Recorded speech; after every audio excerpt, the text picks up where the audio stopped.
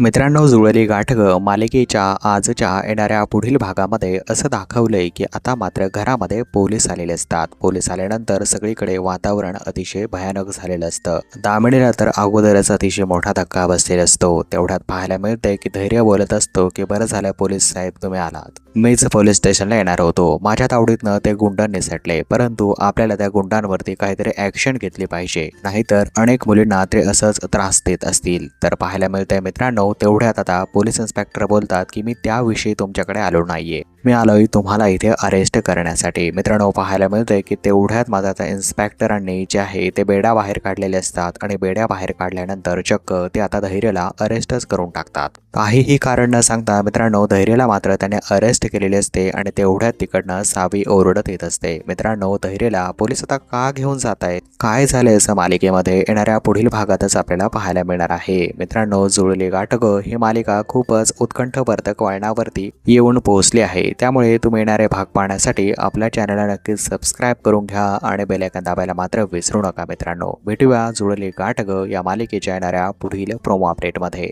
धन्यवाद मित्रांनो।